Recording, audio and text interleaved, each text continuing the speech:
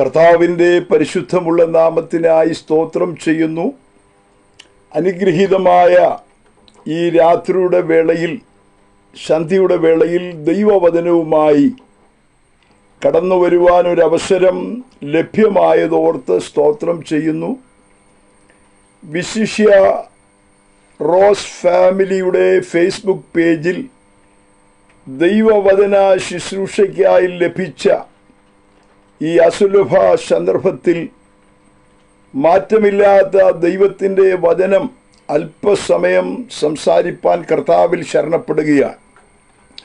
എന്നെ ശ്രദ്ധിക്കുന്ന എല്ലാ പ്രിയപ്പെട്ടവരുടെയും വിലയേറിയ ശ്രദ്ധയെ സ്നേഹപൂർവം ഞാൻ സ്വാഗതം ചെയ്യുന്നു. വിശിഷ്യ റോസ് ഫാമിലിയുടെ അഡ്മിനായിരിക്കുന്ന, അതിൻ്റെ പ്രധാന നേതൃത്വത്തിൽ നിലനിൽക്കുന്ന പ്രിയ റോസ്ലിൻ സിസ്റ്റർ, തന്നോടൊപ്പം പ്രവർത്തിക്കുന്ന കർത്തൃദാസിദാസന്മാർ, അതുപോലെ തൻ്റെ കുടുംബം, പ്രിയപ്പെട്ടവർ എല്ലാവർക്കും ക്രിസ്തുയേശുവിൻ നാമത്തിൽ വന്ദനം പറയുന്നു. ഈ 5 മണിയായ സന്ദർഭത്തിൽ ദൈവവചനത്തിൽ നിന്ന് അല്പസമയം ധ്യാനിപ്പാൻ വിശുദ്ധ ബൈബിളിലെ, പ്രത്യേകിച്ച് മത്തായി സുവിശേഷം 24-ാം അധ്യായത്തിൽ നിന്നും കർത്താവായ യേശുക്രിസ്തുവിൻ്റെ മടങ്ങിവരവിനെ ഓർപ്പിക്കുന്ന ചില ചിന്തകൾ പ്രസ്താവിപ്പാനാണ് കർത്താവിൽ ശരണപ്പെടുന്നത്. നമുക്കറിയാം, ഈ ലോകത്തിൽ ജനിച്ച് ജീവിച്ച് മരിച്ച് അടക്കപ്പെട്ട എല്ലാ മഹാരഥന്മാരും ഉന്നതന്മാരും തത്വജ്ഞാനികളും ഗുരുക്കന്മാരും കവി ശ്രേഷ്ഠന്മാരും എന്തിനേറെ സാമ്രാട്ടുകളും എല്ലാവരും മരിച്ച് മണ്ണിൽ വിശ്രമം കൊള്ളുമ്പോൾ മരണത്തെ ജയിച്ചുയർത്തെഴുന്നേറ്റ് ഇനി മടങ്ങി വരുമെന്ന് പറഞ്ഞ ഒരൊറ്റയാളേ ഉള്ളൂ. അത് കർത്താവായ യേശു ക്രിസ്തുവാണ്. മടങ്ങി വരുമെന്ന് പറഞ്ഞ ഒരേ ഒരുവൻ. നമുക്കറിയാം, മരണം കൊണ്ട് സകല മനുഷ്യരും അവസാനിച്ചു. മരണം എല്ലാറ്റിൻ്റെയും അവസാനമാണ്. ചരിത്രത്തിലേക്ക് നോക്കൂ. ചരിത്ര പുരുഷന്മാരായി ലോകത്തിൽ ജനിച്ച് ജീവിച്ച് മരിച്ച ആളുകൾ, അവരുടെ ബയോഗ്രഫി അഥവാ അവരുടെ ജീവചരിത്രം എഴുതുമ്പോൾ മരണവും അടക്കവും എല്ലാം എഴുതി അവസാനിപ്പിക്കുമ്പോൾ NB ഇട്ട് എന്തെങ്കിലും എഴുതി അവസാനം അത് ആമേൽ പുഷ്ടപ്പെടുകയാണ് ചെയ്യുന്നത്. എന്നാൽ ഒരധ്യായം കൂടെ ചേർത്തെഴുതിയ, മരണത്തിനപ്പുറത്തൊരു അധ്യായമുള്ള ഒരേ ഒരാളേ ഉള്ളൂ. അത് കർത്താവായ യേശു ക്രിസ്തുവാണ്. യേശു ക്രിസ്തുവിന് മരണത്തിനപ്പുറത്തൊരു അധ്യായം ഉണ്ടെന്നുള്ളത് മാത്രമല്ല, മരണത്തെ ജയിച്ച് 3-ാം ദിവസം താന് ഉയർത്തെഴുന്നേൽക്കുകയുണ്ടായി. പോരാ, ഇനി എത്രയും വേഗം മടങ്ങി വരുമെന്ന് താന് പ്രസ്താവിച്ചു. മടങ്ങി വരും. അതിനെക്കുറിച്ച് ഇഹലോകത്തിൽ താൻ തൻ്റെ ശിഷ്യന്മാരുമായി യാത്ര ചെയ്യുമ്പോൾ, സംസാരിക്കുമ്പോൾ, ഒരിക്കൽ ശിഷ്യന്മാരെ ഒലിവുമലയുടെ മുകളിൽ കർത്താവ് ഇരിക്കുമ്പോൾ ചോദിച്ചു. കർത്താവുമായി ഇങ്ങനെ സന്ധി സംഭാഷണത്തിൽ ഏർപ്പെട്ടിരിക്കുകയാണ്. ഈ സമയത്ത് ഇങ്ങനെ ചോദിച്ചത് ഇങ്ങനെയാണ്: അല്ലയോ കർത്താവേ, അങ്ങയുടെ വരവിനും ലോകാവസാനത്തിനും ഒരടയാളം കാട്ടിത്തരണമെന്ന് പറഞ്ഞു. അങ്ങ് വരുമെന്ന് പറഞ്ഞല്ലോ, ഈ യുഗാവസാനം ഉണ്ടാകുമെന്ന് പറഞ്ഞല്ലോ. അതിനെന്തൊക്കെയാണ് അടയാളമുള്ളത്? അങ്ങ് വരുമോ? അങ്ങ് ഇപ്പോൾ ഞങ്ങളുടെ കൂടെ ഉണ്ട്. അങ്ങ് പറഞ്ഞു, ഞാൻ ഇനി എത്രയും വേഗം പോകും, ഞാൻ തിരികെ വരും, ഞാൻ മടങ്ങി വരുമെന്നൊക്കെ അങ്ങ് പറഞ്ഞല്ലോ. അങ്ങനെ വരുമെന്നുള്ളതിൻ്റെ ഒരു അടയാളം ഞങ്ങൾക്ക് ഒന്ന് കാട്ടിത്തരണമെന്ന് പറഞ്ഞു. നമുക്കറിയാം, നമ്മുടെ വാഴ്ത്തപ്പെട്ടവനായ കർത്താവിൻ്റെ ഒലിവുമല പ്രഭാഷണത്തിൽ നമ്മുടെ കർത്താവിൻ്റെ മടങ്ങി വരവിനെ കുറിച്ച് താനെ അടയാളമായി ഓർപ്പിച്ച 10 സംഗതികൾ പ്രത്യേകിച്ച് അവിടെ രേഖപ്പെടുത്തിയിട്ടുണ്ട്. കർത്താവ് പ്രത്യേകം എടുത്തു പറഞ്ഞ 10 കാര്യങ്ങൾ അവിടെ വായിക്കുന്നത് ഞാൻ ആദ്യം ഒന്ന് പറഞ്ഞു വിടാം. കള്ളക്രിസ്തുക്കൾ, 2 യുദ്ധങ്ങളും യുദ്ധശ്രുതികളും, 3 ക്ഷാമം, 4 പകർച്ചവ്യാധി, 5 ഭൂകമ്പം, 6 രക്തസാക്ഷികൾ, 7 കള്ളപ്രവാചകന്മാർ, അടുത്തത് 8 അധർമ്മം പെരുകുന്ന അനുഭവം ഉണ്ടാകും, 9 സ്നേഹം തണുത്തു പോകും, 10 രാജ്യത്തിന്റെ സുവിശേഷം ലോകമെങ്ങും പ്രസംഗിക്കപ്പെടും. ഈ ഒലിവുമല പ്രഭാഷണത്തിൽ നമ്മുടെ കർത്താവ് 10 കാര്യങ്ങൾ പറഞ്ഞു. എൻ്റെ വരവിന് മുൻപിൽ നടക്കേണ്ടതായ 10 കാര്യങ്ങൾ കർത്താവ് ഓർപ്പിക്കുകയുണ്ടായി. ആ നിലകളിൽ തൻ്റെ അരിമ ശിഷ്യന്മാരോട് പറഞ്ഞു, നിശ്ചയമായും ആ മടങ്ങി വരവിന് മുൻപ് ഈ കാര്യങ്ങളൊക്കെ സംഭവിച്ചേ മതിയാകൂ. ഞാൻ അതിനെ ഒന്ന് 4ആയി തിരിച്ച് ഒരല്പസമയം നിങ്ങളുടെ മുൻപിൽ ശുശ്രൂഷിപ്പാൻ കർത്താവിൽ ശരണപ്പെടുകയാണ്. കർത്താവിൻ്റെ മടങ്ങി വരവിനോടുള്ള ബന്ധത്തിൽ നമ്മുടെ വാഴ്ത്തപ്പെട്ട കർത്താവ് പറഞ്ഞ പ്രവചനങ്ങളെ 4ആയി തിരിക്കുന്നു. ഒന്ന്, ആമേൻ, യഹൂദനോടുള്ള ബന്ധത്തിൽ നമ്മുടെ കർത്താവ് ഓർപ്പിച്ച പ്രവചനങ്ങൾ. 2, ദൈവസഭയോടുള്ള ബന്ധത്തിൽ നമ്മുടെ കർത്താവ് ഓർപ്പിച്ച പ്രവചനങ്ങൾ. 3, ജാതീയമായ രാഷ്ട്രങ്ങളോടും ആമേൻ ആ നിലകളിലുള്ള ബന്ധത്തിൽ നമ്മുടെ കർത്താവ് ഓർപ്പിച്ച ജാതീയ ഭരണകൂടങ്ങളെ കുറിച്ചുള്ള ചിന്തകൾ അഥവാ പ്രവചനങ്ങൾ. 4, പ്രാപഞ്ചിക ലക്ഷ്യങ്ങൾ അഥവാ ഈ പ്രപഞ്ചത്തിൽ നമ്മൾ ഇന്ന് കാണുന്ന സംഭവങ്ങളുടെ പിന്നിലുള്ള ദൈവവചനത്തിൻ്റെ പ്രവചനങ്ങൾ, അതിൻ്റെ നിറവേറലുകൾ. ഇങ്ങനെ പ്രധാനമായി 4ആയി തിരിച്ചുകൊണ്ട് ഈ ഭാഗത്തെ നമുക്ക് പഠിക്കുവാനായിട്ട് കഴിയും. എന്നെ ശ്രദ്ധിക്കുന്ന പ്രിയപ്പെട്ടവരെ, ഒരിക്കൽ ഒരാള് ഇങ്ങനെ ചോദിച്ചു, ബൈബിൾ ദൈവത്തിൻ്റെ വചനമാണെന്നുള്ള തെളിവിന് ഒരു വാക്ക് ഉത്തരം പറയാമോ എന്ന് ചോദിച്ചു. ബൈബിൾ എന്ന് പറയുന്നത് ദൈവത്തിൻ്റെ വചനമാണെന്ന് തെളിയിക്കാൻ ഒറ്റ വാക്കിൽ കൂടുതൽ പറയരുത്, ഒറ്റ വാക്ക് പറയണം, ഒറ്റ വാക്കേ പറയാവൂ. ബൈബിൾ ദൈവവചനമാകുന്നത് തെളിയിക്കുന്ന ഒറ്റ വാക്ക് എന്താന്ന് ചോദിച്ചു. അദ്ദേഹം അല്പസമയം ഒന്ന് ചിന്തിച്ചിട്ട് പറഞ്ഞു, യഹൂദൻ. യഹൂദൻ എന്ന ഒറ്റ വാക്കിൽ ബൈബിൾ മുഴുവൻ ദൈവവചനമാണെന്ന്, പ്രവചനം മുഴുവൻ ശക്തമായി നിറവേറുന്നു എന്ന് വ്യക്തമായി തെളിയുകയാണ്. യഹൂദൻ എന്നുള്ള ഒറ്റ വാക്കിൽ. ലോകത്തിന്റെ ജാതികളിൽ ശിരോജാതിയായ യഹൂദന്റെ ചരിത്രം അബ്രഹാം തുടങ്ങുകയാണ്, അബ്രഹാമിൽ ആരംഭിക്കുകയാണ്. സവിസ്താരമായി വിസ്തരിക്കുവാൻ എൻ്റെ മുൻപിൽ ഞാൻ സമയമെടുക്കുന്നില്ല. നമുക്കറിയാം, ഉരിയാടത്ത ഉപവിഗ്രഹങ്ങളെ ആരാധിക്കുകയും സേവിക്കുകയും അതിനെ വണങ്ങുകയും അതിൻ്റെതായ നിലകളിലുള്ള പൂജകളും കർമ്മങ്ങളും നടത്തുകയും ചെയ്തിരുന്ന അബ്രഹാമിന്റെ പിതാവായ തേരഹിനെ, അബ്രഹാമിനെയും ദൈവം എന്ത് ചെയ്തു? ആമേൻ വിളിച്ച് വേർതിരിച്ചു. ജീവനുള്ള ദൈവം, തേജോമയനായ ദൈവം. അങ്ങനെ നമ്മൾ ശക്തമായി ദൈവവചനത്തിൽ വായിക്കുന്നു. അന്ന് വരെ ഉരിയാടാത്ത ദൈവങ്ങളെയാണ് അബ്രഹാം സേവിച്ചു വന്നത്. കൽദയ പട്ടണമായ മെസോപ്പൊത്തോമിയയിൽ ആ നിലകളിലുള്ള ആരാധനയാണ് അബ്രഹാമിൻ്റെ വീട്ടിൽ നടന്നുകൊണ്ടിരുന്നത്. എന്നാൽ അവിടെ അബ്രഹാമിനോട് ശബ്ദം മുഴങ്ങി, ഞാൻ ജീവിക്കുന്ന ദൈവമാ, ഞാൻ ചലിക്കുന്ന ദൈവമാ. അബ്രഹാമിൻ്റെ അകത്ത് ആമേൻ ഒരു ചിന്തയുണ്ടായിരുന്നു, ഞാൻ ഈ ദൈവത്തിന് ഈ കാര്യങ്ങളൊക്കെ ചെയ്തു കൊടുക്കുന്നെങ്കിലും അതിന് എന്ത് ചെയ്യുന്നില്ല, എന്നോടൊന്നും സംസാരിക്കുന്നില്ല. ഞാൻ പലപ്പോഴും ദൈവത്തോട് സംസാരിക്കുന്നു, ദൈവം എന്നോട് സംസാരിക്കുന്നില്ല. ഞാൻ പലപ്പോഴും ദൈവത്തിന് പലതും കൊടുക്കുന്നു, പക്ഷെ ദൈവം കൈകൊണ്ട് ഇതുവരെ എന്നോട് ആമേൻ അതൊന്നും മേടിച്ചിട്ടില്ല. പലപ്പോഴും ഞാൻ ദൈവത്തിൻ്റെ മുൻപാകെ വന്നു നിന്നുകൊണ്ട് എൻ്റെ സങ്കടങ്ങൾ പറയുന്നു, എന്നാൽ മകനെ പൊയ്ക്കോ, നിനക്ക് ഞാൻ ആമേൻ വിടുതൽ നൽകാമെന്ന് ഇതുവരെ ആമേൻ ഈ ദൈവം എന്നോട് സംസാരിച്ചിട്ടില്ല. അതുകൊണ്ട് അബ്രഹാമിൻ്റെ അകത്തൊരു ചിന്തയുണ്ടായിരുന്നു, ആമേൻ ജീവിക്കുന്ന ഒരു ദൈവം ഉണ്ട്, ചലിക്കുന്നൊരു ദൈവമുണ്ട്. അവൻ ദൈവമെന്ന് ഞാൻ ചിന്തിക്കുന്നെങ്കിൽ അത് ആമേൻ ചലനമറ്റതല്ല, അത് സംസാരിക്കാത്തതല്ല, ആമേൻ, അത് പ്രവർത്തിക്കാത്തതല്ല, പ്രവർത്തിക്കുന്ന ഒരു ദൈവമുണ്ട്. ആ ഹൃദയത്തിലെ ഉത്ബോധമാണ് അബ്രഹാമിനെ ജീവനുള്ള ദൈവത്തിലേക്ക് അടുപ്പിച്ചത് എന്ന് യഹൂദന്മാരുടെ തൽമൂദിൽ വ്യക്തമായി രേഖപ്പെടുത്തിയിട്ടുണ്ട്.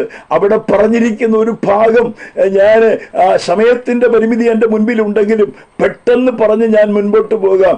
ഈ അബ്രഹാമിൻ്റെ പിതാവായ തേരഹ് ഈ ദൈവങ്ങൾക്കെല്ലാം പൂജ ചെയ്യുന്നയാളാണ്. അബ്രഹാമിനോട് പറഞ്ഞു, നീ എന്ത് ചെയ്യ്, ഈ പൂജാ വസ്തുക്കളെല്ലാം ദൈവത്തിന് കൊണ്ടു കൊടുക്ക്. അബ്രഹാമിൻ്റെ ഉള്ളിൽ ഈ ചിന്ത ഇരുന്നത് കൊണ്ട് അബ്രഹാം ഇങ്ങനെ ചെയ്തെന്ന ആ തൽമൂദിൽ രേഖപ്പെടുത്തിയിരിക്കുന്നത്. ഇതിനെ അങ്ങോട്ട് കൊണ്ടു കൊടുത്തേച്ച് ഈ പഴവും ഉണ്ടായിരുന്നതായിരിക്കുന്ന പൂജാ വസ്തുക്കളൊക്കെ ചവിട്ടി അങ്ങോട്ട് അരച്ച് ഒന്നിനെ പിടിച്ച് ഒന്നിൻ്റെ തലയ്ക്ക് അടിച്ചു.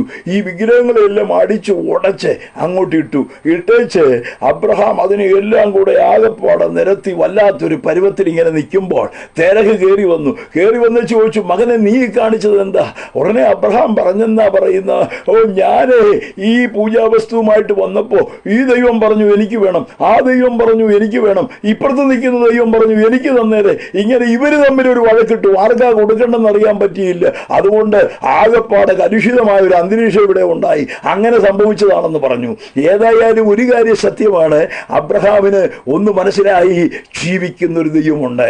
അങ്ങനെ ആ ഒരു ചിന്തയാണ് അബ്രഹാമിനെ എങ്ങോട്ടും നടത്തിയത്, ജീവനുള്ള ദൈവമായുള്ള സംസർഗത്തിലേക്ക് നടത്തിയത്. തേജസ്സുള്ള ദൈവം ഇറങ്ങി വന്നു.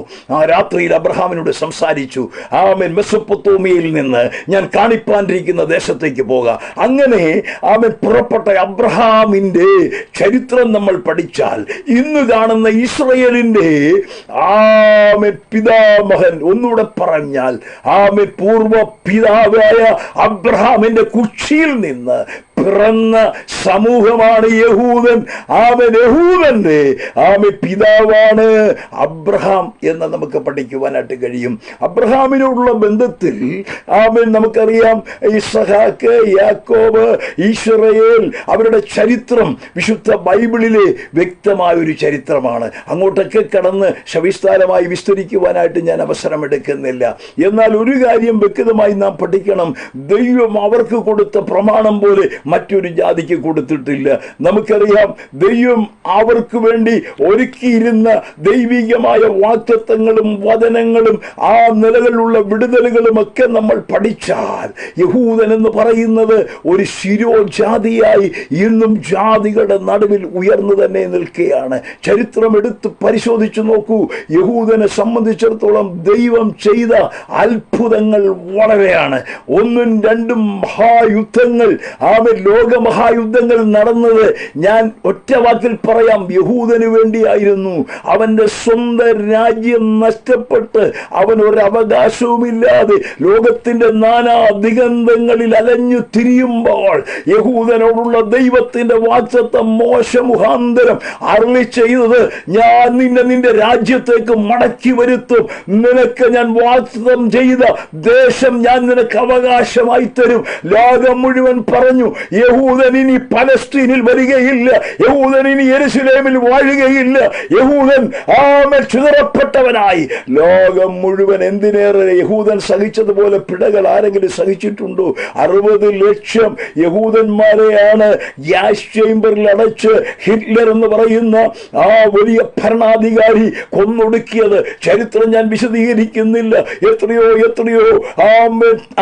തകർച്ചകളും വേദനകളും പ്രശ്നങ്ങളും യഹൂദൻ സഹിച്ചെങ്കിലും ദൈവവചനത്തിന്റെ മാറ്റമില്ലാത്ത പ്രവചനമനുസരിച്ച് നൂറ്റാണ്ടുകൾക്ക് മുൻപ് ദൈവദാസന്മാർ പ്രവചനത്തിന്റെ കുന്നിന്മേൽ നിന്നുകൊണ്ട്, പ്രവാചക കുന്നിന്മേൽ നിന്നുകൊണ്ട് ദൈവവചനത്തിന്റെ മാറ്റമില്ലാത്ത സത്യം വിളിച്ചു പറഞ്ഞു. യഹൂദൻ എവിടൊക്കെ ചിതറപ്പെട്ടാലും, എവിടൊക്കെ അവർ നഷ്ടപ്പെട്ടെന്ന് തോന്നിയാലും, ഏതൊക്കെ രാജ്യങ്ങളിൽ അവർ അലഞ്ഞു തിരിയേണ്ടി വന്നാലും, ഏതൊക്കെ ദേശം അവർക്കില്ല എന്ന് തോന്നിയാലും അവരെ അവിടെ നിന്ന് മടക്കി വരുത്തി അവരുടെ സ്വന്തം ദേശത്ത് അവരെ പാർപ്പിക്കുമെന്ന് എന്ന് പ്രവാചകൻ മുന്നമേ വിളിച്ചു പറഞ്ഞ പ്രവചനത്തിന്റെ ദൂതെന്ന വണ്ണം ഒന്നാം ലോക മഹായുദ്ധകാലത്ത് നടന്ന അതിപ്രധാനമായ സംഭവം എന്ന് പറയുന്നത് യഹൂദനെ സംബന്ധിച്ചിടത്തോളം അവന്റെ രാജ്യത്തേക്ക് മടങ്ങി വരുവാനുള്ള വഴി ദൈവം ഒരുക്കുകയായിരുന്നു. രണ്ടാം ലോക മഹായുദ്ധം അവനെ സംബന്ധിച്ചിടത്തോളം ആമേൻ ഈ യെരൂശലേമിൽ അവന് ഒരു രാജ്യം, ഒരു സ്വന്തമായ ഒരു പാർപ്പിടം ഉണ്ടാകത്തക്ക നിലയിലുള്ള ക്രമീകരണം ഒരുക്കപ്പെടുകയായിരുന്നു. ഇതിന്റെ ചരിത്രം വിശദീകരിക്കണമെങ്കിൽ സമയം ധാരാളം എടുക്കണം. എന്നാൽ എന്നെ ശ്രദ്ധിക്കുന്നവർക്ക് മനസ്സിലാകത്തക്ക നിലയിലുള്ള ഭാഷയിൽ ഞാൻ പറയാം. യഹൂദനെ ആ നിലകളിൽ ഒന്നും രണ്ടും ലോക മഹായുദ്ധങ്ങളിലൂടെ അവര് കടന്നു പോകുമ്പോൾ അവർക്ക് വേണ്ടി ചെയിൻ വിസ്മേൻ എന്ന് പറയുന്ന ഒന്നുകൂടെ പറഞ്ഞാൽ ബെൻഗൂറിയോൻ എന്ന് പറയുന്നവരുടെ പ്രധാനമന്ത്രി, ചെയിൻ വിസ്മേൻ എന്ന് പറയുന്ന അവരുടെ രാജ്യ തന്ത്രജ്ഞനായ ശാസ്ത്രജ്ഞൻ കണ്ടുപിടിച്ചതായ ചില കണ്ടുപിടുത്തങ്ങൾ മുഖാന്തരം എന്തിനേറെ പറയണം, യഹൂദനെ സ്വന്തം ദേശത്തേക്ക് മടക്കി കൊണ്ടുവരത്തക്ക നിലയിൽ സ്വരാജ്യം സ്ഥാപിക്കത്തക്ക നിലയിൽ ചില ക്രമീകരണങ്ങൾ ദൈവം ഒരുക്കുവാനിടയായി തീർന്നു. ദൈവത്തിന് സ്തോത്രം. യെരൂശലേം അവരുടെ തലസ്ഥാനം എന്ന് പ്രഖ്യാപിച്ച ചരിത്രം നിങ്ങൾക്കറിയാമോ? 1948 യഹൂദൻ സ്വന്തം ദേശത്ത് അവരുടെ സ്വന്തം സ്ഥലമായി അവർ കൊടി ഉയർത്തി അവർ അംഗീകരിക്കപ്പെടുവാൻ സ്വാതന്ത്ര്യം പ്രാപിക്കുവാനിടയായത്. എന്നാൽ ചില വർഷങ്ങൾ കഴിഞ്ഞ് യെരൂശലേം അവരുടെ തലസ്ഥാനമായി പ്രഖ്യാപിച്ചു. ലോകത്തിലെ സകല രാജ്യങ്ങളും മിക്കവാറും എല്ലാ രാജ്യങ്ങളും എതിർത്തു. എന്നാൽ യഹൂദൻ പറഞ്ഞു, ഞങ്ങളുടെ തലസ്ഥാനം യെരൂശലേം തന്നെ ആയിരിക്കും. തെളിവ് ഞങ്ങൾ പറയാം. ഞാൻ പറയാം. വിശുദ്ധ ബൈബിളിൽ ദൈവത്തിന്റെ വചനത്തിൽ ഉറപ്പോടെ പറയുന്നു, യഹൂദനെ സംബന്ധിച്ചിടത്തോളം അവന്റെ തലസ്ഥാനം യെരൂശലേമായിരിക്കുമെന്ന് വിശുദ്ധ ബൈബിളിൽ മുന്നമേ രേഖപ്പെടുത്തിയിട്ടുണ്ട്. മുന്നമേ രേഖപ്പെടുത്തിയിരിക്കുന്ന ദൈവത്തിന്റെ പ്രവചനത്തിനൊത്തവണ്ണം യഹൂദനെ സംബന്ധിച്ചിടത്തോളം യെരൂശലേം അവന്റെ തലസ്ഥാനമായി മാറി. അവൻ യെരൂശലേമിൽ ഭരണം സ്ഥാപിച്ചു. നമുക്കറിയാം, ഇപ്പോൾ യഹൂദനെ സംബന്ധിച്ചിടത്തോളം അല്പമായ പ്രശ്നങ്ങളും പ്രയാസങ്ങളും ഒക്കെ അവൻ അനുഭവിക്കുന്നെങ്കിലും യഹൂദനെ സംബന്ധിച്ചോളം വരും ദിവസങ്ങളിൽ നടക്കേണ്ടിയ സംഭവങ്ങൾ എന്താണെന്ന് ഈ പുസ്തകത്തിൽ വ്യക്തമായി രേഖപ്പെടുത്തിയിട്ടുണ്ട്. ഇന്ന് നടക്കുന്ന ഭീകരന്മാരുടെ യുദ്ധങ്ങളും ഇന്ന് ആ നിലകളിലൂടെ പ്രത്യേകിച്ച് മിഡിൽ ഈസ്റ്റിൽ നടക്കുന്ന യുദ്ധസന്നാഹങ്ങളും ഒക്കെ നമുക്കറിയാം. അതിനെക്കുറിച്ചൊന്നും സവിസ്താരമായി ഞാൻ വിസ്തരിക്കുന്നില്ല. ആ നിലകളിൽ നടക്കുന്ന സംഭവ വികാസങ്ങളെല്ലാം ഒരു കാര്യം വ്യക്തമായി ഞാൻ പറയാം. യഹൂദനെ സംബന്ധിച്ചിടത്തോളം അവന്റെ മശിഹയുടെ മടങ്ങി വരവിലേക്ക് കാര്യങ്ങൾ നീങ്ങിക്കൊണ്ടിരിക്കുക. നമുക്കറിയാം, നമ്മുടെ കർത്താവ് കടന്നു വന്നപ്പോൾ മശിഹയായി യഹൂദനെ സംബന്ധിച്ചിടത്തോളം നാം ഇങ്ങനെ വായിക്കുന്നു. യോഹന്നാന്റെ സുവിശേഷം 1-ാം അധ്യായം. അവൻ സ്വന്തത്തിലേക്ക് വന്നു, സ്വന്തമായവരോ അവനെ കൈക്കൊണ്ടില്ല. സ്വന്തത്തിലേക്ക് അവൻ വന്നു യഹൂദനെ രക്ഷിക്കുവാൻ. ശിരോജാതിയായ യഹൂദന് വേണ്ടി അവരുടെ തലക്കല്ലായി അവരുടെ ജീവിതത്തിൽ എല്ലാമായി മശിഹ തമ്പുരാൻ ഇറങ്ങി വന്നു. പക്ഷെ സംഭവിച്ചത് എന്താണെന്നറിയാമോ? അവരവരെ മനസ്സോടെ തള്ളിക്കളഞ്ഞു. സ്തോത്രം. അവരവനെ സ്നേഹിച്ചില്ല. അവര് പറഞ്ഞു, അവനെ ക്രൂശിക്ക, അവനെ കൊല്ലുക, അവനെ ക്രൂശിക്ക എന്ന് പറഞ്ഞു. അതിന്റെ ഫലം എന്തെന്നറിയാമോ? ഞാൻ പറഞ്ഞല്ലോ, ഒലിവുമല പ്രഭാഷണത്തിൽ നമ്മുടെ കർത്താവ് അവിടെ പറഞ്ഞിരിക്കുന്ന ഭാഗം ഏതാണ്ട് ലൂക്കോസിന്റെ സുവിശേഷം 19-ാം അധ്യായത്തിൽ കിടപ്പുണ്ട്. യഹൂദനോട് പറഞ്ഞു, നിന്നിൽ കല്ലിന്മേൽ കല്ല് ശേഷിക്കാതെ ഇടിഞ്ഞു പോകുന്ന കാലം വരുന്നു. യഹൂദന്മാരുടെ ദേവാലയത്തിന്റെ ഉന്നതമായ ഔന്നത്യമായ ആ ശ്രേഷ്ഠമായ അനുഭവത്തെ കണ്ടുകൊണ്ട് ശിഷ്യന്മാർ പറഞ്ഞു, എത്ര മനോഹരമായിരിക്കുന്നു. കർത്താവ് പറഞ്ഞു, അത് ഇടിഞ്ഞു പോകാൻ പോകുകയാ, അത് കല്ലിന്മേൽ കല്ല് ശേഷിക്കാതെ ഇടിയാൻ പോകുകയാ. കർത്താവ് അതിനെ കണ്ടു, അതിനെക്കുറിച്ച് കരഞ്ഞു എന്ന് നമ്മൾ വായിക്കുന്നു. നമുക്കറിയാം യഹൂദന് സംഭവിച്ചത്. കർത്താവ് യെരൂശലേം ദേവാലയത്തിന്റെ സമീപം ഒലിവുമലയുടെ മുകളിൽ ഇരുന്നു കൊണ്ട് ഈ കാര്യങ്ങൾ പറഞ്ഞ് ചില വർഷങ്ങൾ മാത്രമേ കഴിഞ്ഞുള്ളൂ. ഏതാണ്ട് AD 70 യഹൂദനെ സംബന്ധിച്ചിടത്തോളം തീത്തോസ് കൈസറിനാൽ വളയപ്പെട്ട് അന്നുണ്ടായ വലിയ സംഭവങ്ങൾ. യെരൂശലേം ദേവാലയം ഇടിക്കപ്പെട്ടു, തകർക്കപ്പെട്ടു, അതിന്റെ അടിത്തറ വരെ മാന്തുകയുണ്ടായി. മാത്രമല്ല, യഹൂദനെ സംബന്ധിച്ച് അന്ന് നടന്ന സംഭവങ്ങളെ കുറിച്ച് ചരിത്രം പഠിച്ചാൽ മനസ്സിലാകും. സ്വന്തം കുഞ്ഞിന്റെ മാംസം നീ തിന്നുമെന്ന് മോശ നൂറ്റാണ്ടുകൾക്ക് മുൻപ് പ്രവചിച്ച പ്രവചനം ആവർത്തന പുസ്തകത്തിൽ കിടപ്പുണ്ട്. അത് അന്ന് സംഭവിച്ചു. യെരൂശലേംകാരി മറിയ മറ്റൊരു സഹോദരിയുമായി ഒരുമിച്ച് പാർത്തു. 3 മാസമായി ഈ യെരൂശലേം വളയപ്പെട്ട് കിടക്കുകയാണ്. അവർക്ക് ആഹാരമില്ല. അവസാനം സ്വന്തം കുഞ്ഞിനെ പുഴുങ്ങി തിന്ന ചരിത്രത്തിലുണ്ട്. വിശുദ്ധ ബൈബിളിൽ പറഞ്ഞ യഹൂദൻ യഹൂദനെ സംബന്ധിച്ചോളം പറഞ്ഞ പ്രവചനങ്ങളൊക്കെ ശക്തിയായി നിറവേറിയത് ദൈവത്തിന്റെ വചനത്തിൽ കാണുവാൻ കഴിയും. അതിന്റെ ഒരേ ഒരു കാരണം ഇതേ ഉള്ളൂ. അവരുടെ രാജാവായി കടന്നു വന്ന, അവരുടെ മശിഹയായി കടന്നു വന്ന കർത്താവിനെ അവർ തള്ളിക്കളഞ്ഞു. ആമേൻ. അവനെ അവർ സ്വീകരിച്ചില്ല. അവർ പറഞ്ഞു, അവനെ ഞങ്ങൾക്ക് വേണ്ട. ആമേൻ. ബറബാസിനെ ഞങ്ങൾക്ക് വിട്ടതാ.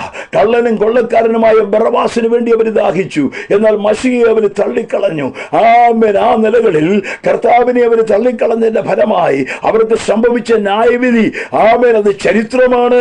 ഇന്നും നമുക്ക് പഠിച്ചാൽ, പഠന വിധേയമാക്കിയാൽ അതിനെക്കുറിച്ച് സവിസ്താരമായി മനസ്സിലാക്കുവാനായിട്ട് കഴിയും. ഞാൻ എന്തിനാ ഇത്രയും കാര്യങ്ങൾ യഹൂദനെ ചൂണ്ടി പറഞ്ഞെന്ന് ചോദിച്ചാൽ, വിശുദ്ധ ബൈബിളിലെ ആമേൻ പ്രവചനത്തിന്റെ ആമേൻ നിറവേറൽ വാക്കിൽ ഉത്തരം പറഞ്ഞാൽ അത് യഹൂദൻ എന്ന. യഹൂദനെ നോക്കൂ, ഇന്ന് യഹൂദനെ സകല ജാതികൾക്കും ഒരു മുറിവുണ്ടാക്കുന്ന കല്ലാക്കി ദൈവം മാറ്റുമെന്ന് പുസ്തകത്തിൽ എഴുതിയിട്ടുണ്ട്. നമുക്കറിയാമല്ലോ, ഇന്ന് യഹൂദനെ തൊടുന്നവന് മുഴുവൻ മുറിവേറ്റുകൊണ്ടിരിക്കുക. ആ നിലകളിൽ സകലരുടെയും നടുവിലൊരു ഭീതി, പരിഭ്രമ വിഷയമായി യഹൂദനെ ദൈവം മാറ്റിക്കഴിഞ്ഞു. സ്തോത്രം. എന്നാൽ അവൻ നിലവിളിക്കുന്ന ദിവസങ്ങൾ വരാൻ പോകുകയാ. ഉയരങ്ങളിലേക്ക് നോക്കി അവന്റെ മശിഹയെ നോക്കി നിലവിളിക്കുന്ന ദിവസങ്ങൾ വരാൻ പോകുക. ഇതെല്ലാം പ്രവചന ഭാഗത്തിലൂടെ നമുക്ക് പഠിക്കാനായിട്ട് കഴിയും. അപ്പോൾ എൻ്റെ ആദ്യത്തെ ചിന്ത, നമ്മുടെ കർത്താവിൻ്റെ മടങ്ങിവരവെന്നുള്ളത് അതിൻ്റെ ഒന്നാമത്തെ പ്രവചന വിഷയം എന്ന് പറയുന്നത് യഹൂദനാണ്. യഹൂദനെ സംബന്ധിച്ചിടത്തോളം അവനെ ശ്രദ്ധിച്ചാൽ നമുക്കറിയാം, ഇന്ന് ഈ കടികാരം അഥവാ യേശുവിൻ്റെ മടങ്ങിവരവിൻ്റെ സൂചി എവിടം വരെ ആയിരിക്കുന്നു എന്ന് വ്യക്തമായി നമുക്ക് മനസ്സിലാക്കുവാനായിട്ട് കഴിയും. യഹൂദനെ സംബന്ധിച്ചിടത്തോളം ആമേൻ നിറവേറപ്പെടേണ്ട ഏതാണ്ട് 90-80% പ്രവചനങ്ങളും നിറവേറപ്പെട്ടുകൊണ്ടിരിക്കുന്നു എന്ന് ആധികാരികമായി വിശുദ്ധ ബൈബിളിലൂടെ പഠിക്കുവാനും തെളിയിക്കുവാനും കഴിയും. ആധികാരികമായി അതിനെക്കുറിച്ച് മനസ്സിലാക്കുന്നവർക്കായി ഞാൻ ദൈവത്തെ സ്തുതിക്കുന്നു. വേദപുസ്തകത്തിലെ അത് ആരാണ്ട് കൊണ്ടെങ്ങാണ്ട് എഴുതി വെച്ചതാണ്. അത് ഇന്നത്തെ ആളുകൾക്ക് ആവശ്യമില്ല. കറുത്ത വയലിട്ട പുസ്തകം പഴമക്കാർക്കുള്ളതാണെന്നും പറഞ്ഞ് ഇന്നും ഇതിനെ തട്ടിക്കളയുന്ന നിരവധി പേരുണ്ട്. നിങ്ങളോട് ഞങ്ങൾ ശക്തമായി ദൈവവചനത്തിലൂടെ ഓർപ്പിക്കുന്നു. ദൈവവചനത്തെ പോലെ ശക്തിയുള്ള, ഉന്നതമായ, ഉദാത്തമായ, ഇന്നും നിറവേറിക്കൊണ്ടിരിക്കുന്ന, ഇന്നും ശക്തമായ ഭാഷയിൽ വിളിച്ചു പറയുവാൻ കഴിയുന്ന, നെഞ്ചോട് ചേർത്ത് പിടിക്കാൻ കഴിയുന്ന, മാറോട് അടുക്കി പിടിച്ചുകൊണ്ട് ഇന്നും ശക്തമായി പ്രസംഗിക്കാൻ കഴിയുന്ന ഒരേ ഒരു സന്ദേശമുണ്ടെങ്കിൽ അത് വിശുദ്ധ ബൈബിളാണ്. ദൈവത്തിന് സ്തോത്രം. അപ്പോൾ ഒന്നാമത്തെ ചിന്ത കർത്താവിന്റെ മടങ്ങിവരവിനോടുള്ള ബന്ധത്തിൽ, അത് ഞാനൊന്ന് തൊട്ടുവിട്ടതേ ഉള്ളൂ. യഹൂദൻ എന്നുള്ള വിഷയമാണ് കർത്താവിന്റെ മടങ്ങിവരവിനോടുള്ള ബന്ധത്തിൽ ഒന്നാമത്തെ ചിന്തയായി നമുക്ക് പഠിക്കാനായിട്ട് കഴിയുന്നത്. യഹൂദന് നഷ്ടപ്പെട്ടു പോയി രാജ്യം. അവൻ മടങ്ങി വന്നു. അവൻ സ്വരാജ്യം സ്ഥാപിച്ചു. അവൻ കൊടി ഉയർത്തി. ഇനി എത്രയും വേഗം ആമേൻ ആ നിലകളിൽ യഹൂദനെ സംബന്ധിച്ചിടത്തോളം വരുവാൻ പോകുന്ന ക്രമീകരണങ്ങളെല്ലാം യേശുവിന്റെ മടങ്ങിവരവിനെ കുറിക്കുന്നതാണ് എന്ന് ആമേൻ പ്രഖ്യാപിച്ചുകൊണ്ട് ആ ചിന്താ വിഷയത്തിൽ നിന്ന് അടുത്ത ഭാഗത്തേക്ക് ഞാൻ നീങ്ങുകയാണ്. രണ്ടാമത്തെ ഭാഗം എന്ന് പറയുന്നത്, ഇന്ന് സ്ഥാപിക്കപ്പെട്ട, ക്രിസ്തു മുഖാന്തരം സ്ഥാപിക്കപ്പെട്ട ദൈവസഭയോടുള്ള ബന്ധത്തിൽ നാം പഠിക്കുമ്പോൾ നാം മനസ്സിലാക്കിയിരിക്കേണ്ട ചില ചിന്തകളാണ് രണ്ടാമത്തെ ഭാഗം. ഇന്നത്തെ സഭയുടെ ചരിത്രം നാം പഠിക്കുമ്പോൾ, സഭ കാലയളവാണല്ലോ ഇത്, കൃപയുടെ കാലയളവാണ്. അതെ, ഈ സഭയ്ക്ക് വന്നിരിക്കുന്ന അവസ്ഥകൾ എന്താണ്? ഇത് ലവോദിക്ക കാലയളവെന്നാണ് പറയുന്നത്. ലവോദിക്ക സഭ, 7 സഭകളുടെ ചരിത്രം വെളിപ്പാട് പുസ്തകത്തിലുണ്ട്. അതൊക്കെ സവിസ്താരമായി വിസ്തരിക്കണമെങ്കിൽ ഒത്തിരി കാര്യങ്ങൾ തന്നെ പറഞ്ഞെങ്കിലേ നമുക്ക് മനസ്സിലാക്കുവാനുള്ള കഴിയത്തുള്ളൂ. ഞാൻ എൻ്റെ സഭയെ പണിയും, പാതാള ഗോപുരങ്ങൾ ജയിക്കുകയില്ല എന്ന് പറഞ്ഞ് രക്തം കൊടുത്ത് തൻ്റെ തിരുസഭയെ ദൈവം പണിതു. സ്തോത്രം. തിരുസഭ പണിയപ്പെട്ടുകൊണ്ടിരിക്കുക. ജീവനുള്ള സഭ. ആമേൻ. ജീവനുള്ള സഭ, ചലിക്കുന്ന സഭ, ജീവൻ പ്രാപിച്ച കല്ലുകളെ കൊണ്ട് പണിയപ്പെടുന്ന സഭ. ആ സഭ പണിതുകൊണ്ടിരിക്കുക. എന്നാൽ ഈ സഭയ്ക്ക് സംഭവിക്കുന്ന ചില മൂല്യച്യുതികളെ കുറിച്ച്, തകർച്ചകളെ കുറിച്ച് പ്രവചന രൂപേണ നമ്മുടെ കർത്താവിൻ്റെ മടങ്ങിവരവിനോടുള്ള ബന്ധത്തിൽ നമുക്ക് പഠിക്കാനായിട്ട് കഴിയും. ഒന്ന്, ഈ സഭ ഇന്നത്തെ കാലയളവിൽ ഇതൊരു മന്ദോഷ്ണ സ്ഥിതിയിലെത്തിയിരിക്കുകയാണ്. ആ പഴയ ചൂടും ചൈതന്യവും ദൈവകൃപയും ആത്മീയ അനുഭവങ്ങളും ഒന്നുമില്ല. അതെല്ലാം എവിടേക്കോ ചോർന്നു പോയി. ഇല്ലേ? അങ്ങനെയല്ലേ ഇന്നത്തെ സഭയുടെ അവസ്ഥ? അതാണ് ലവോദിക്ക പീരീഡ്. ആ പീരീഡിനെ കുറിച്ച് വായിച്ച് എനിക്ക് പ്രസംഗിക്കാൻ കഴിയുമെങ്കിലും വായിക്കുന്നില്ല. ഈ സഭ പറയുകയാണ്, ഞാൻ ധനവാനാണ്, സമ്പന്നനായിരിക്കുന്നു, എനിക്ക് ഒന്നിനും മുട്ടില്ല എന്നുള്ള നിലയിൽ ബാഹ്യമായ ചില കാര്യങ്ങളൊക്കെ പറയുക. സ്ഥാപന വസ്തുക്കളോ ഭരണകേന്ദ്രങ്ങളോ മറ്റു പല കാര്യങ്ങളോ ബൈബിൾ സ്കൂളുകളോ സെമിനാരികളോ സുവിശേഷ വേലയോ ഉദ്യോഗസ്ഥന്മാരോ ഉപദേഷ്ടാക്കളോ ഒക്കെ വർദ്ധിച്ചിട്ടുണ്ട്. പക്ഷേ ദൈവസഭയ്ക്കകത്തുള്ള വീണ്ടും ജനനം, പരിശുദ്ധാത്മാവിന്റെ സ്നാനം, സ്ഥായിയായ വിശുദ്ധ ജീവിതം, ശരിയായ ആരാധന ഇന്ന് സഭകളിൽ നിന്ന് നഷ്ടപ്പെട്ടിരിക്കുന്നു. പുറമേ ചിലതൊക്കെ കാണാനുണ്ട്, വലിയ ഹോളാണെന്നേ. കഴിഞ്ഞ ദിവസം എന്നോട് ഒരാൾ പറഞ്ഞു, ഞങ്ങളുടെ ഹോളൊന്ന് വന്ന് കാണണം പാസ്റ്ററെ, കോടിക്കണക്കിന് രൂപ മുടക്കി ഉണ്ടാക്കിയതാ, പക്ഷെ മൂലയിലിരിക്കാൻ പോലും ആളില്ല. 4, 3, 7 പേര് അതിൻ്റെ മൂലയെ വന്നിരുന്ന് സ്തോത്രം പറഞ്ഞേച്ച് പോവുക. സ്തോത്രം, കോടിക്കണക്കിന് രൂപ അന്തികൃത്ത് കൊണ്ടുപോകാൻ പോവുക ഇതെല്ലാം. ആമേൻ. ഇതെല്ലാം തല്ലി ഉടച്ച് പിശാച് കളഞ്ഞിട്ട് നിന്നെ പുറത്തിറക്കുന്ന ദിവസം വരാൻ പോവുക. ഹോളിനേക്കാൾ ആത്മാക്കളെ കുറിച്ചുള്ള ഭാരമാ. ഹോള് പണിയുണ്ടെന്നൊന്നും ഞാൻ പറഞ്ഞില്ല. ആത്മാക്കളെ കുറിച്ച് ഭാരമുള്ളവർക്കായി ഞാൻ ദൈവത്തെ സ്തുതിക്കുന്നു. സഭയുടെ സത്യോപദേശങ്ങളും ദൈവവചന സത്യങ്ങളും ആത്മീക സത്യങ്ങളും ഒക്കെ വ്യതിചലിച്ച് ആരാധനയ്ക്കൊക്കെ മന്ദീഭാവങ്ങൾ വരുമെന്നുള്ളത് അന്ത്യകാലത്ത് നമ്മുടെ കർത്താവിൻ്റെ വരവിനോടുള്ള ബന്ധത്തിൽ എല്ലാ ദൈവമക്കളും തിരിച്ചറിയേണ്ട ഒരു കാര്യമാണ്. ക്രിസ്തീയ സഭയുടെ ചരിത്രത്തിൽ ഇതുപോലൊരു ദുസ്തുതി മുമ്പൊരിക്കലും ഉണ്ടായിട്ടില്ല എന്ന് പറഞ്ഞാൽ കറക്റ്റാ. അതേന്നെ, ഞാൻ ധനവാൻ സമ്പന്നനായിരിക്കും, എനിക്കൊന്നിനും മുട്ടില്ല എന്ന് പറഞ്ഞുകൊണ്ട് നീ ദരിദ്രനും നിർഗുണനും അരിഷ്ടനും എന്തിനേറെ ഒന്നുമില്ലാത്തവനും, അതേന്ന് നീ ഈ ദിവസങ്ങളിൽ ദൈവത്തോട് ചോദിച്ച് ചിലത് മേടിക്കുക. ദൈവം നമ്മോട് പറയാ, ദൈവസഭയോട് പറയാ, ദൈവസഭയ്ക്കകത്ത് വന്നിരിക്കുന്ന ചോർച്ച എന്താന്ന് മനസ്സിലാക്കി ദൈവത്തോട് ചോദിച്ച് ചിലത് മേടിക്ക്. ഒരു അന്ത്യകാല അഭിഷേകത്തിന് വേണ്ടി ജനം മടങ്ങി വരട്ടെ. ഇന്ന് ഈ സായാഹ്ന വേള ദൈവത്തിന്റെ ആത്മാവ് സംസാരിക്കുക, സഭയുടെ മന്നോവസ്ഥ. എന്നിട്ട് കർത്താവ് പറയാ, ഞാൻ വാതിക്കൽ നിന്ന് മുട്ടുന്നു. അതന്നെ, സഭയ്ക്കകത്തുനിന്ന് കർത്താവ് പുറത്തുപോയി. ഇവൻ സഭയ്ക്കകത്തിരുന്നോണ്ട് ഹല്ലേലൂയ പറയാ, സ്തോത്രം സ്തോത്രം ഹല്ലേലൂയ ഗ്ലോറി. പക്ഷേ കർത്താവ് പുറത്താ. പണ്ടൊരിക്കൽ ഒരു വലിയ പള്ളിയില് ഒരു കറുത്ത മനുഷ്യൻ ചെന്നു. വലിയ പള്ളി, ഞാൻ വായിച്ചതാ. കറുത്ത മനുഷ്യൻ ചെന്നപ്പോഴത്തേന് അവര് കയറ്റിയില്ല. അവിടെ ഇരിക്കുന്നത് മുഴുവൻ വെളുത്തു വിളങ്ങിയ വലിയ വെളുപ്പ് പിടിച്ച മനുഷ്യനായിരിക്കുന്നു. അതുകൊണ്ട് ഈ കറുത്ത മനുഷ്യനെ അവർ കയറ്റിയില്ല. അയാൾക്ക് ആമ്പാടെ വിഷമമായി. എൻ്റെ ദൈവമേ, ഞാനൊരു ആരാധന കൂടാൻ വന്നതാണല്ലോ. പുള്ളി വിഷമിച്ചിങ്ങനെ വരിക കേട്ടോ. ആ പള്ളിയിൽ നിന്ന് ഇങ്ങനെ വിഷമിച്ച് വരുവാന്ന്.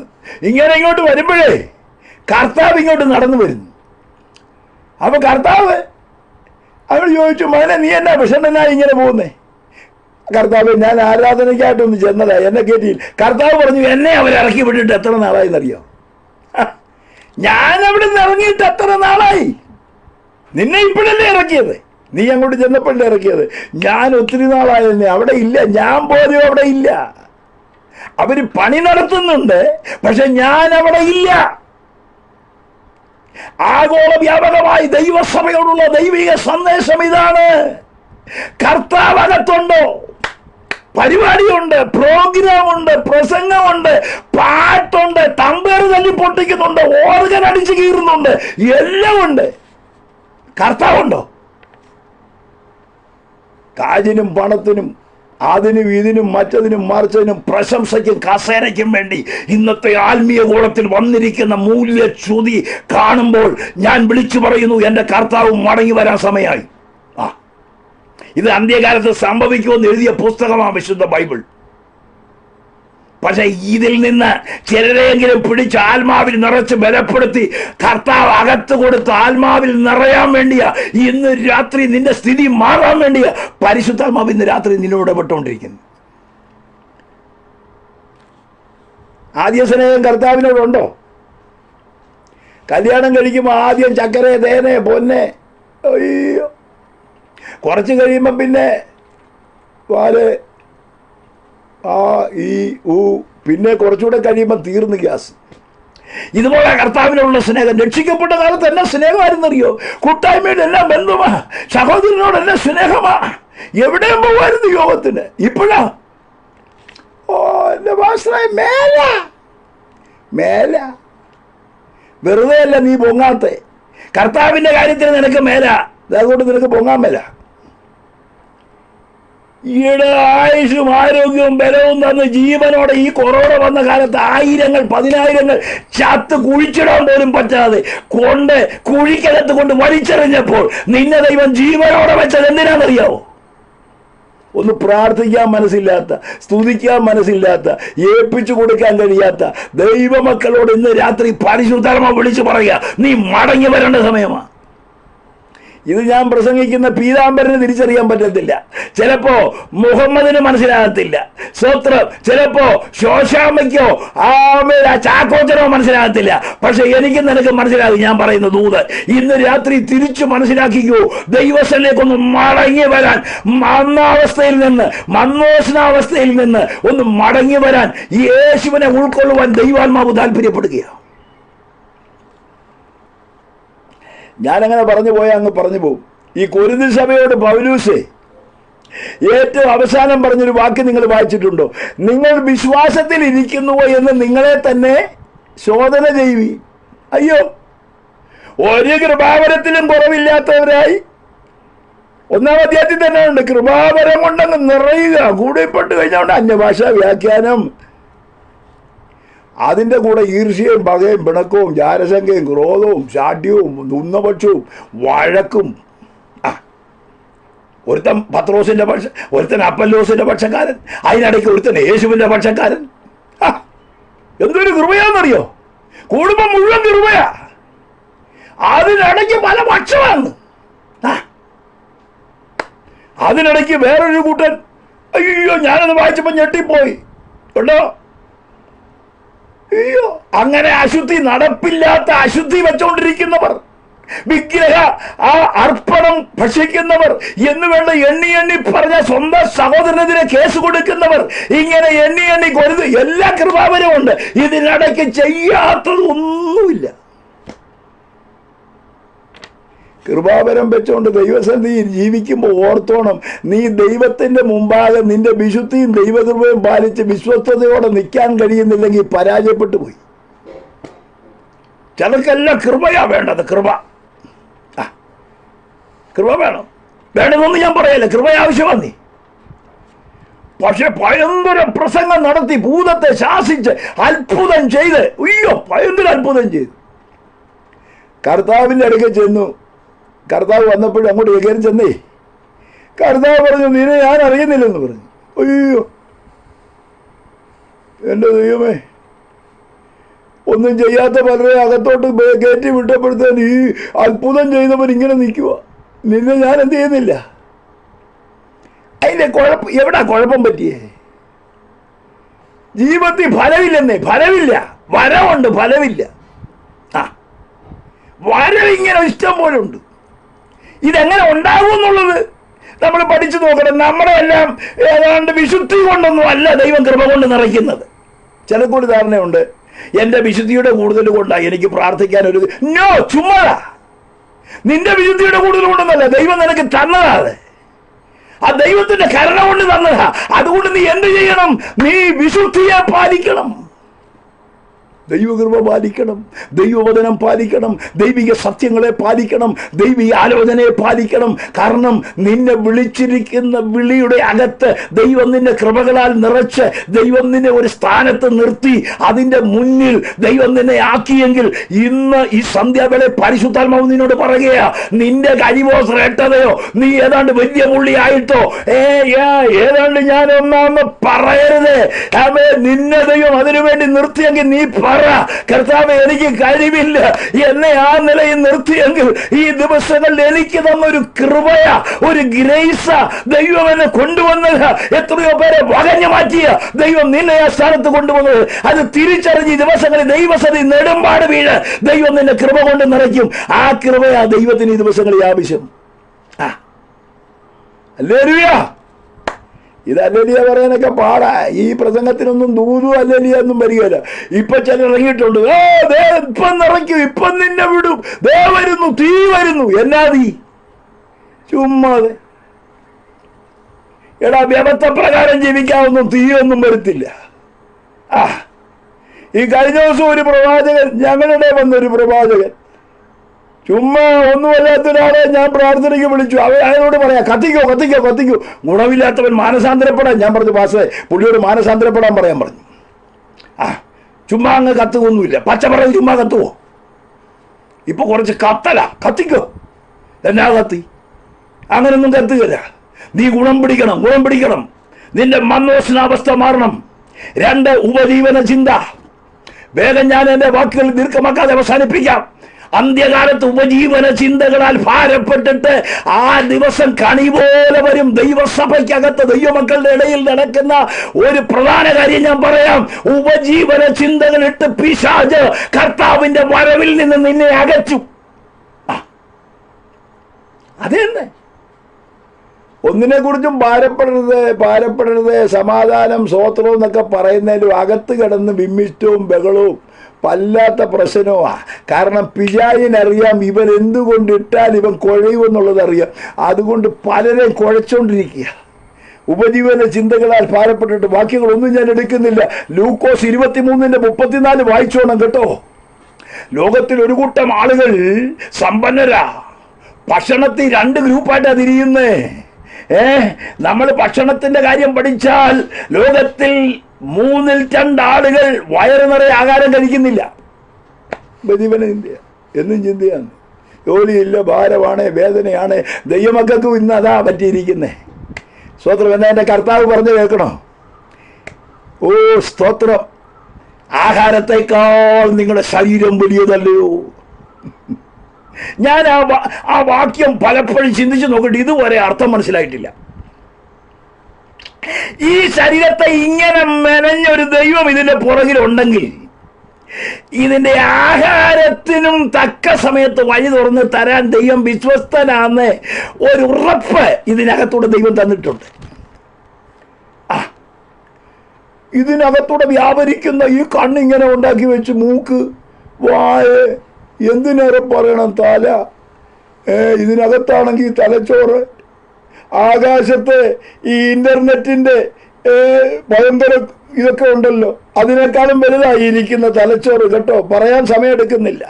ഇതെല്ലാം മെനഞ്ഞ ഒരു ദൈവം നിനക്കുണ്ടെങ്കിൽ ആമേൻ, ഒരു കാര്യം ഞാൻ ഉറപ്പോടെ പറയാം, നിന്റെ ആഹാരത്തെക്കാൾ ശരീരം വലുതാന്ന്. നിന്നെ മെനഞ്ഞ ഒരു ദൈവം ഉണ്ടെന്നായി പറഞ്ഞതിൻ്റെ അർത്ഥം. ധൈര്യത്തോടെ ദിവസങ്ങളിൽ ഉപജീവന ചിന്തകളൊക്കെ കളഞ്ഞ് ഉപജീവന ചിന്ത പറയുന്നതിനെന്നറിയോ? കർത്താവിന്റെ വരവടുത്ത് പോയി. 3 നിക്ഷേപ സ്വരൂപണം. യാക്കോബും 5:3 വായിച്ചുകൊണ്ടാൽ മതി. അനേകരും പണം ശേഖരിച്ച്, ദൈവമക്കൾ പോലും പണം ശേഖരിച്ച് വെച്ചോണ്ടിരിക്കുക. കല്ലറകളിൽ പോലും പണം ശേഖരിക്കുന്ന ആളുകളെ കുറിച്ച് ഞാൻ വായിച്ചു, പഠിച്ചു. അമേരിക്ക, സ്വിറ്റ്സർലൻഡ് തുടങ്ങിയ ആ ഇടങ്ങളിലൊക്കെ സ്വരൂപിച്ചു വച്ചിരിക്കുന്ന അന്ത്യകാലത്ത് നിക്ഷേപങ്ങൾ പലരും സ്വരൂപിച്ചു വച്ചിരിക്കുന്ന ഇത് കർത്താവിന്റെ വരവിന്റെ ശീഘ്രതയെ കാണിക്കുന്നതാണ്. അടുത്തത് ഭൗതികത്വം. ഭക്ഷണപാനീയങ്ങളിലും ഭോഗേച്ഛകളിലും ആഡംബര ജീവിതത്തിലും പ്രപഞ്ചമോഹങ്ങളിലും അതിന്റെ ആസ്വാദന ശക്തിയിലും ഇന്ന് ആത്മീക നിലവാരമില്ലാതെ ആയിരിക്കുന്നു. ഭൗതിക കാര്യങ്ങളിൽ മാത്രം ശ്രദ്ധ ചെലുത്തി. ഒന്നുകൂടെ പറഞ്ഞാൽ നോഹയുടെയും ലോത്തിന്റെയും കാലം പോലെ തന്നെ. വിവാഹം കഴിച്ചും വിവാഹത്തിന് കൊടുത്തും വിറ്റും നട്ടും തിന്നും പോന്നു. ഇങ്ങനെ പോരുക. എടാ, വരുന്ന വഴി വെച്ച് കാണാവുന്ന എവിടെയും കല്യാണമാണ്. എന്നും കല്യാണം. കഴിഞ്ഞ പാസ്റ്റർ എന്നും കല്യാണം. അപ്പം ഞാൻ എടുത്ത് വിവാഹം കഴിച്ചു, വിവാഹത്തിന് കൊടുത്തു, വിറ്റും നട്ടും. വേറെ എന്നോട് ചോദിച്ചോ, അതിനോട് എന്നും കൃഷിയാണ്. അതെ, വിറ്റും നട്ടും കൊന്നും തിന്നും എല്ലാം പോരുക. ഇതിനിടയ്ക്ക് മണവാളം വരും കേട്ടോ. ഇതിനിടയ്ക്ക് മണവാളം വരും. ഒരു പാട്ടുകാരൻ പഴയ പാട്ട്, വീടും വയലും തോട്ടവുമെല്ലാം നേടുവാനുള്ള സമയമിതല്ല, കാടും മലയും ആവലോടോടി നേടുക നീ ആത്മാക്കളെയും, കാടും മലയും ആവലോടോടി നേടുക നീ ആത്മാക്കളെയും. വിശദീകരിക്കുന്നില്ല. ആത്മാക്കളെ കുറിച്ചുള്ള ഭാരമുള്ളവർക്കായി ഞാൻ ദൈവത്തെ സ്തുതിക്കുന്നു. ആമേൻ. നമ്മുടെ ഈ ഗ്രൂപ്പിൽ യേശുവിന്റെ നാമത്തിൽ എന്നെ ശ്രദ്ധിക്കുന്ന പ്രിയപ്പെട്ടവരെ, ഒരു ആത്മഭാരം നമ്മുടെ അകത്തുണ്ടോ? വിശ്വാസത്യാഗം. അടുത്തത് വിശ്വാസത്യാഗം. വിശ്വാസം പറയുന്നതേ ഉള്ളൂ, വിശ്വാസം കുഴഞ്ഞുപോയി. അതിനെക്കുറിച്ച് പറയാനാണെങ്കിൽ ഒത്തിരി കാര്യം പറയാനുണ്ട്. വിശ്വാസത്യാഗം ആ നിലകളിൽ ഇന്ന് സഭകളിലും ദൈവമക്കളുടെ ഇടയിലും വിശ്വാസത്യാഗം സംഭവിച്ചുകൊണ്ടിരിക്കുന്നു. ഒരു കാലത്ത് രോഗശാന്തി എന്ന് പറയുന്ന വിശ്വാസമാണ്, വിശ്വാസത്തിന്റെ വീര്യമായിരുന്നു. എൻ്റെ ഈ പെടലിൽ 2 പാടുണ്ട് കേട്ടോ. വലിയൊരു മുഴ വന്നതാ, പറഞ്ഞു കഴിഞ്ഞാൽ ഇപ്പോഴൊന്നും തീരത്തില്ല. ഇത് കുത്തിപ്പൊട്ടിച്ച് 4 ചിരട്ട പഴുപ്പുണ്ടായിരുന്നു, മരുന്ന് ചെയ്തില്ല. എൻ്റെ ശുശ്രൂഷയുടെ 2ാമത്തെ സഭ ചിന്നാറെന്ന് പറയും, മേലപ്പാറയ്ക്കടുത്ത് ചിന്നാറ് ഞാൻ ശുശ്രൂഷിക്കുമ്പോഴാണ് ഞാനൊരു കാര്യം തീരുമാനിച്ചു വന്ന്, കർത്താവെ, ഞാൻ നിന്റെ ശുശ്രൂഷകനാ, ഞാൻ അനേക രോഗികളെ പ്രാർത്ഥിച്ച് സൗഖ്യം കൊടുക്കുന്ന ഒരാളാ, അങ്ങനെയാണെങ്കിൽ എനിക്ക് സൗഖ്യം നീ തരണം. ഇതൊരു വലിയ മുഴയായി മാറി. 2 ഭാഗം കൂമ്പി, ഒരു വലിയ മുള്ളെടുത്ത് കുത്തിപ്പൊട്ടിച്ചു, 4 ചിരട്ട പഴുപ്പ് ഇതിനകത്തുനിന്ന് പോയി, ഒരു വലിയ ആണി ഇതിനകത്തുനിന്ന് ഇറങ്ങി. ഒരു ടർക്കിയും തോളിയിട്ടുണ്ട് 6 മാസം. 6 മാസം ടർക്കി. PM ബിലിം സാർ എന്ന് പറയും, എൻ്റെ ആത്മീയ ഗുരു, അദ്ദേഹം ടോർച്ച് അടിച്ച് നോക്കി ടർക്കി മാറ്റിയിട്ട് എന്നോട് പറഞ്ഞു, വേഗം മെഡിക്കൽ കോളേജിൽ പോകാം. ഞാൻ പറഞ്ഞു, അപ്പച്ചാ, ഞാനൊരു തീരുമാനമെടുത്തിട്ടുണ്ട്. നിങ്ങൾക്കറിയാമോ, 6 മാസം പഴുപ്പിങ്ങനെ ഒഴുകുമായിരുന്നു. എല്ലാവരും പറഞ്ഞു, ക്യാൻസറാണ്, 1000 കണ്ണിയാണ്, ജീവിതം നശിച്ചു പോകും, ഇവിടെ കൊണ്ട് നഷ്ടപ്പെടും. പക്ഷേ എൻ്റെ കർത്താവ് എന്നെ സൗഖ്യമാക്കി. യെസ്, എൻ്റെ കർത്താവ് അത്ഭുതങ്ങളുടെ ദൈവമാണ്. എൻ്റെ അമ്മച്ചി എന്നോട് പറഞ്ഞു, 21 സെന്റ് സ്ഥലമുണ്ട്, അത് വിറ്റാലും വേണ്ടുമില്ല, നിന്നെ മെഡിക്കൽ കോളേജിൽ കൊണ്ടുപോവാം. സംഭവിച്ചതെന്നറിയാമോ? ഞാൻ ഓർത്തു, ദൈവമേ, സഭയിൽ പ്രാർത്ഥിക്കാൻ ആളില്ല, ഇത്രയും വലിയ പഴുപ്പൊഴുകുന്നിടത്ത് ആര് പ്രാർത്ഥിക്കാനാ? ധൈര്യമായിട്ട് വന്ന് ഒരു കല്യാണം വന്നു, അത് മാറിപ്പോയി. ജീവിതത്തിൽ സംഭവിക്കാത്തതും കേടുവരേണ്ടതുമായ പലവിധ വിഷയങ്ങളുണ്ടായി. ഇതിന്റെ നടുവിൽ ഞാനും നിരാശപ്പെട്ടു. അയ്യോ, ഞാൻ എങ്ങനെ പിടിച്ചു നിൽക്കും? നിങ്ങൾക്കറിയാമോ, ഞാൻ ഒരു ദിവസം രാവിലെ ഭാരത്തോടെ ഇറങ്ങി വരുമ്പോൾ ഒരു ദൈവദാസൻ എഴുതിയ ട്രാക്റ്റ്, ഇതുപോലെ പെടലിയിൽ ക്യാൻസർ വന്ന് ദൈവം സൗഖ്യമാക്കിയ ട്രാക്റ്റ് എൻ്റെ കൈ കിട്ടി. ആ ട്രാക്റ്റ് എടുത്ത് കൈ വെച്ച് ഞാൻ പ്രാർത്ഥിച്ചു, കർത്താവേ, നീ ആ ദൈവദാസനെ സൗഖ്യമാക്കിയെങ്കിൽ എന്നെയും സൗഖ്യമാക്കുവാൻ മതിയായ ദൈവമാണെന്ന് പറഞ്ഞു. എൻ്റെ ദൈവം എന്നെ സൗഖ്യമാക്കി. സ്തോത്രം, സ്തോത്രം. ഇന്ന് രോഗശാന്തി വിശ്വാസം എവിടെയാ? നെഞ്ചിനൊരു വേദന ഓടുമല്ലേ? വലിയ പേടിയല്ലേ? ഭയങ്കര പേടിയാ. ദൈവത്തെയോ ദൈവവരത്തെയോ ഒന്നും ഉറപ്പില്ലെന്നേ. വിശ്വാസത്യാഗം. ആമേൻ. ശ്രദ്ധിക്കുക. ആമേൻ. മാത്രമല്ല, സംഭവിക്കുന്ന ദൈവസ്നേഹത്തിന്റെ അഭാവം, സ്നേഹത്തിന്റെ കുറവ് സംഭവിച്ചുകൊണ്ടിരിക്കുക. സ്നേഹത്തിന്റെ കുറവ്. അതുകൊണ്ട് അധർമ്മം വർദ്ധിക്കുന്നത് കൊണ്ട് അനേകരുടെ സ്നേഹം നടത്തു പോകും. എന്നെ കേൾക്കുന്ന സഹോദരിമാരെ, സഹോദരന്മാരെ, സ്നേഹമുണ്ടോ? ഉണ്ടെന്നേ, ഉണ്ട്. എന്നാ സ്നേഹമാ? സ്തോത്രം. കാര്യസാധ്യത്തിന് വേണ്ടിയുള്ള സ്നേഹമാണോ? ലോകസ്നേഹമാണോ? ഇവിടുത്തെ മാതാപിതാക്കൾ ഉള്ള സ്നേഹമാണോ? ഇവിടുത്തെ സ്നേഹം അതോ അഗപ്പേ എന്നൊരു പറഞ്ഞൊരു പദമാണ് സ്നേഹത്തെ കുറിച്ച് ബൈബിൾ പറയുന്നത്. വിശദീകരിക്കാൻ സമയമെടുക്കുന്നില്ല. ശത്രുവിനെ സ്നേഹിക്കുന്ന സ്നേഹം. എൻ്റെ കർത്താവിൻ്റെ സ്നേഹം അതാണ്. നിന്നെ തുപ്പാൻ വരുന്നവനെ സ്നേഹിക്കണം, നിന്നെ തള്ളിപ്പറയുന്നവനെ സ്നേഹിക്കണം, നിന്നെ ചീത്ത വിളിക്കുന്നവനെ സ്നേഹിക്കണം. സ്തോത്രം. സ്നേഹിക്കാൻ പറ്റുമോ? പാസ്റ്ററെ, ഒന്നും പറ്റിയില്ലെങ്കിലും 2 തുപ്പ് ഞാൻ അവനിട്ട് കൊടുക്കുമെന്നും പറഞ്ഞാൽ നടക്കുന്നത്. ഒരു കാര്യം ഞാൻ പറയാം, ആ വലിയ സ്നേഹത്തിൻ്റെ അനുഭവം നഷ്ടപ്പെട്ടുകൊണ്ടിരിക്കുക. അതിൻ്റെ കാരണം കർത്താവിൻ്റെ വരവിൻ്റെ ലക്ഷണമാണ്. അധർമ്മം പെരുകുന്നത് കൊണ്ട് അനേകരുടെ. അടുത്തത് പിന്മഴയുടെ പകർച്ച. ഒരു വലിയ മഴ പെയ്യാൻ പോയതിന്റെ നടുവിൽ. സ്തോത്രം. ഈ വിളവെടുക്കുന്ന സമയത്താണ് പിന്മഴ പെയ്യുന്നത് കേട്ടോ. വിളവെടുപ്പിന്റെ കാലമായേ. അതുകൊണ്ട് സഖരിയാ 10:1, യാക്കോബ് 5:7 സഭയിൽ ആദിമഘട്ടത്തിൽ ആത്മീയ ദർശനം ഉണ്ടായിരുന്നു, മുൻമഴ. എന്നാൽ വചനമാകുന്ന വിത്ത് കിളിർത്തു വന്ന്, എന്നാൽ ഇപ്പോഴോ സഭയുടെ കൃഷിയുടെ ഫലമെടുക്കാൻ സമയമെടുത്തിരിക്കുകയാൽ ഒരാത്മമോഷണം, ഒരു പിന്മഴ പെയ്യേണ്ട സമയമായി. ചൂടമാന ഒരു പിന്മഴയുടെ സമയമായി. നമ്മുടെ മേലൊരു മഴ പെയ്തിറങ്ങട്ടെ ദൈവമക്കളെ. റോസ് ഫാമിലിയിൽ ഒരു പിന്മഴ പെയ്തിറങ്ങട്ടെ. എത്ര പേർക്ക് വിശ്വാസമുണ്ട്? അങ്ങനെ എണ്ണി എണ്ണി പറഞ്ഞാൽ ഒത്തിരി അടയാളങ്ങൾ സഭയോടുള്ള ബന്ധത്തിലുണ്ട്. അടുത്തത് നാം കാണുന്നത് ഈ പ്രപഞ്ചത്തോടുള്ള ബന്ധത്തിൽ. നോക്കിക്കേ, സുനാമി തിരകളെ കാണുന്നില്ലേ? ആകാശത്ത് അടയാളങ്ങൾ കാണുന്നില്ലേ? ഇന്നത്തെ പ്രകൃതിയുടെ സന്തുലിതാവസ്ഥ മാറിയില്ലേ? മഴയത്ത് വേനൽക്കാലത്ത് മഴ. അയ്യോ, പ്രകൃതി എവിടെ ചെന്ന് കിടക്കുന്നു? നാസയിലെ ശാസ്ത്രജ്ഞന്മാർ പറഞ്ഞു 2040 ഇവിടെ ജീവിതമില്ല. മനുഷ്യൻ ഇവിടുന്ന് എവിടെയോ നഷ്ടപ്പെട്ടു പോകത്തക്ക നിലയിൽ ഇവിടുത്തെ വൻ പട്ടണങ്ങൾ അടുത്ത ദിവസം വെള്ളം കൊണ്ട് നിറയാൻ പോവാന്നാ പറഞ്ഞേ. വൻ പട്ടണങ്ങളിൽ വെള്ളം നിറയാൻ പോകുന്നു ശാസ്ത്രജ്ഞന്മാർ പറഞ്ഞിരിക്കുന്നു കേട്ടോ. ചിഹ്നഗ്രഹങ്ങൾ, ആകാശത്തൂടെ വരുന്ന ഉൽക്കകൾ ഈ ഭൂമിയിൽ പതിക്കേണ്ട സമയം വരുന്നു എന്ന് ഞങ്ങളാരും പറഞ്ഞതല്ല, ശാസ്ത്രജ്ഞന്മാർ പറയുന്നു. ഈ പ്രാപഞ്ചിക ലക്ഷ്യങ്ങളെല്ലാം എന്റെ യേശുവിന്റെ വരവിനെ വിളിച്ചു പറയുന്നു. ലൂക്കോസിന്റെ സുവിശേഷത്തിൽ ഇങ്ങനെ വായിക്കുന്നു, ആകാശത്ത് ലക്ഷ്യങ്ങൾ കാണുന്നത് കൊണ്ട് അതിനെ നോക്കി മനുഷ്യർ നിർജീവന്മാരാകും. ഭൂകമ്പങ്ങളും ക്ഷാമങ്ങളും അനർത്ഥങ്ങളും എന്ന് വേണ്ട ഈ കാണുന്ന സകല സംഭവങ്ങളും എന്റെ കർത്താവിന്റെ മടങ്ങി വരവിനെ കുറിക്കുന്നു. ഇതെല്ലാം കാണുമ്പോൾ ആമേൻ നമ്മുടെ തലകളെ ഉയർത്തേണ്ട സമയമാണ്. എന്നെ കേൾക്കുന്ന പ്രിയപ്പെട്ടവരെ, ഞാൻ എൻ്റെ വാക്കിൽ നിന്ന് വിരാമം കുറിക്കാൻ പോകുകയാ.